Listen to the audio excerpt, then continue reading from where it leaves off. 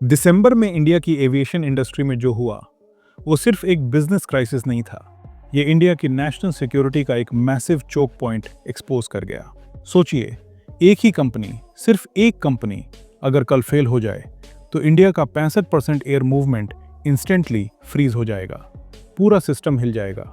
फिर भी अचानक सिर्फ 48 आवर्स में नए एयरलाइंस को परमिशन क्यों मिल गई? नॉर्मली एविएशन में परमिशन लेना बहुत स्लो प्रोसेस होता है। सबसे पहले एनओसी चाहिए, फिर डीजीसीए का एओपी यानी एयर ऑपरेटर परमिट, उसके बाद सिक्योरिटी क्लियरेंस, एमएचए और इंटेलिजेंस ब्यूरो से। और अगर एयरक्राफ्ट लीज पर है तो उसकी अलग अप्रूवल भी लेनी पड़ती है। ये सब मिलकर 6 से 18 महीने लगा देते हैं, और इस केस में सिर्फ 48 घंटे। सोचिए, जो काम नॉर्मली साल भर लेता है वो 2 दिन में कैसे हो गया। और एक बात समझ लो, ये कोई स्टार्टअप का उद्यम रजिस्ट्रेशन नहीं है, ये एविएशन है। जब एविएशन में रूल्स इतनी जल्दी बेंड हो जाते हैं तो इसका मतलब सिर्फ एक होता है, सिचुएशन नॉर्मल नहीं थी।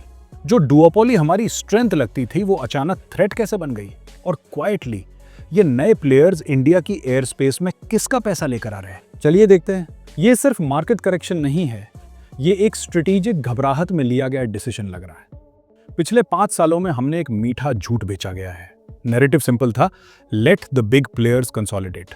हमने सोचा कि अगर मार्केट में सिर्फ 2 जायंट्स टाटा और इंडिगो होंगे तो एफिशिएंसी बढ़ेगी। हमने इसे ग्लोबल स्टैंडर्ड माना। हम खुश थे कि हमारे पास नेशनल चैंपियंस हैं जो वर्ल्ड क्लास हैं, पर यह झूठी तसल्ली थी। दिसंबर के पहले वीक ने यह बबल बर्स्ट कर दिया। जब इंडिगो का सिस्टम हिला तो पूरा देश हिल गया। समझ लीजिए, ये सिर्फ हॉलिडेज खराब होने की बात नहीं है। Emergency medical cargo, paramilitary movement, bureaucrats की ट्रैवल, सब कुछ एक सिंगल कॉर्पोरेट बोर्ड के डिसीजंस पर डिपेंडेंट था। मिलिट्री लैंग्वेज में इससे कहते हैं सिंगल पॉइंट ऑफ फेलियर।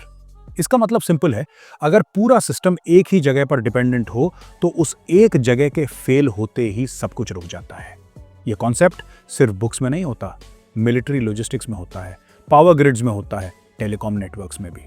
और हर मिलिट्री प्लानर जानता है ये उनका सबसे बड़ा नाइटमेयर होता है। अब इसको एविएशन पर लगाइए।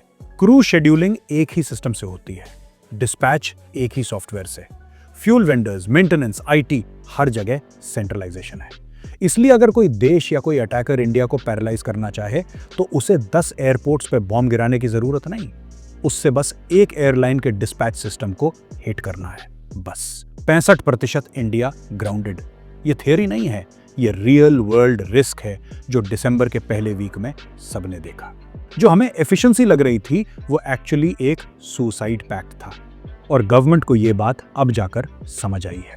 अब सीन को थोड़ा जूम आउट करते हैं। जैसे ही ये क्राइसिस हुआ, suddenly, almost magically, civil aviation ministry ने 2 नई एयरलाइंस को एनओसी दे दिया, अल हिंद एयर और फ्लाई एक्सप्रेस। लोग सोच रहे हैं, वाह सरकार कितनी फास्ट है।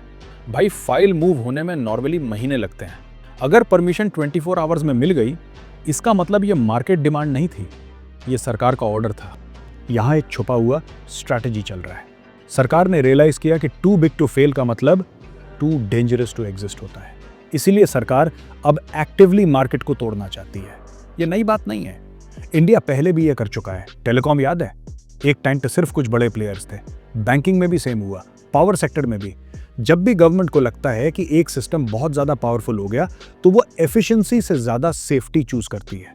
एक चीज समझ लो, इकोनॉमिक एफिशिएंसी और स्ट्रेटेजिक सेफ्टी सेम चीज नहीं होती। एक बिग प्लेयर चीप और फास्ट होता है, पर अगर वो गिर गया तो सब कुछ गिर जाता है। फ्रैगमेंटेशन का मतलब केओस नहीं होता, फ्रैगमेंटेशन का मतलब है अगर एक फेल करे तो बाकी चलते रहें। इसलिए अब गवर्नमेंट डुओपोली नहीं चाहती, उन्हें चाहिए फ्रैगमेंटेड रिलायबिलिटी। मतलब अगर कल इंडिगो बैठ जाए तो कम से कम साउथ इंडिया में फ्लाई एक्सप्रेस चलता रहे, गल्फ रूट पर अल हिंद उड़ता रहे, देश पूरा ब्लैकआउट ना हो। लेकिन इस फोर्सफुल करेक्शन का फायदा किससे हो रहा है? सिर्फ पैसेंजर्स को नहीं, इसका फायदा उन प्लेयर्स को हो रहा है जो सालों से एंट्री ढूंढ रहे थे और ड्यूपोली के प्रेशर में दबे हुए थे। स्पेसिफिकली गल्फ बैक्ड इंटरेस्ट्स और रीजनल लॉजिस्टिक्स प्लेयर्स। ये कोई सीक्रेट या कॉन्स्पिरेसी नहीं है, ये सिस्टम का प्रेडिक्टेबल नतीजा है। गल्फ रीजन को एविएशन में इंटरेस्ट होता ही है, कार्गो के लिए, इंडियन लेबर मूवमेंट के लिए, डायस्पोरा ट्रैवल के लिए और इंडिया लिंक्ड हब कंट्रोल के लिए। क्राइसिस ने उन्हें एक बैकडोर एंट्री दे दी है। सरकार पैनिक में दरवाजे खोल रही है और अंदर कौन आ रहा है, इस पर अभी कम लोग ध्यान दे रहे हैं। अब इस पॉइंट पे स्टोरी थोड़ी कॉम्प्लिकेटेड होने वाली है। पिछले 3 सालों में हमने फोकस किया हार्डवेयर पर। नवी मुंबई एयरपोर्ट बन रहा है, जेवर इंटरनेशनल एयरपोर्ट रेडी हो रहा है, हमने फोर्ट्रेस बना लिया, लेकिन सडनली रियलाइज हुआ हमारे पास फ्लीट ही नहीं है। सोचिए 2026 में जेवर एयरपोर्ट खुलेगा, world class terminal, shiny runway, fancy lounges, पर अगर इंडिगो या टाटा के पास प्लेन्स और पायलट्स नहीं होंगे तो वो सिर्फ घोस्ट एयरपोर्ट बन जाएगा। क्योंकि एविएशन में इंफ्रास्ट्रक्चर तभी काम करता है जब ऑपरेटर्स हों, और अभी रियलिटी ये है, एयरक्राफ्ट डिलीवरी बैकलॉग में फंसे हैं, पायलट शॉर्टेज है, वेट लीज टेम्पररी जुगाड़ है। विजुलाइज कीजिए, एयरपोर्ट खड़ा है, रनवे चमक रहा है, पर आसमान खाली है, और जब प्लेन्स नहीं उड़े तो $5 ट्रिलियन इकोनॉमी का सपना बस टारमैक पर ही दम तोड़ देता है। इसलिए पॉलिसी क्वाइटली शिफ्ट हो गई है। पहले रूल था only serious deep pocketed players, अब रूल है जिसके पास प्लेन है अंदर आ जाओ। ये डिस्पिरेशन है, हम क्वालिटी से क्वांटिटी की तरफ भाग रहे हैं, क्योंकि अगर प्लेन्स नहीं उड़े तो हार्डवेयर का ROI 0 है। लेकिन इस बदलाव का एक डेंजरस साइड इफेक्ट है। जब आप जल्दी में दरवाजे खोलते हो तो वेटिंग प्रोसेस थोड़ा फ्लेक्सिबल हो जाता है। वेटिंग का मतलब है शेयर होल्डिंग स्ट्रक्चर का एनालिसिस करना, असली ओनरशिप को समझना, लीज टर्म्स और एयरक्राफ्ट एग्रीमेंट्स को रिव्यू करना, इंश्योरेंस और री इंश्योरेंस का कंप्लायंस देखना। ये सब एश्योर करते हैं कि प्लेयर सेफ और रिलायबल हों। अल हिंद ग्रुप का बेस स्ट्रॉन्ग है, पर गल्फ कनेक्शंस डीप हैं। फ्लाई एक्सप्रेस का बैकग्राउंड लॉजिस्टिक्स में है। जब मार्केट फ्रेगमेंटेड होता है तो छोटे प्लेयर्स को कंट्रोल करना आसान हो जाता है, not just for India but even foreign powers के लिए। सोचिए, अगर कल डिप्लोमेटिक इशू हो गया गल्फ कंट्रीज के साथ, क्या वो एयरलाइंस के कैश फ्लो को स्क्वीज करके इंडिया पर प्रेशर बना सकते हैं? और याद रखिए, सिक्योरिटी फेलियर अक्सर एंट्री गेट पर होती है, एग्जिट गेट पर नहीं। डोमेस्टिक मोनोपोली तोड़ते हुए क्या हमने गलती से फॉरेन लिवरेज इनवाइट तो नहीं कर लिया? तो अब इंडिया करेगा क्या? ऑप्शंस बहुत कम हैं, पर इंडिया का नेक्स्ट मूव साइलेंस में होगा। आपको कोई बड़ी प्रेस कॉन्फ्रेंस नहीं दिखेगी, लेकिन शैडो ऑडिट्स शुरू होंगे। मतलब इंटेलिजेंस और रेगुलेटरी का डबल चेक, पैसा ट्रेस करना, ऑपरेशनल स्ट्रेस टेस्टिंग और साइलेंट प्रेशर, ये सब एक साथ होंगे। सिर्फ नंबर का हिसाब नहीं, पूरा सिस्टम टेस्ट होगा। कोई नाम लीक नहीं होंगे, कोई हंगामा नहीं होगा, बस सिस्टम काम करेगा और प्रेशर साइलेंट रहेगा।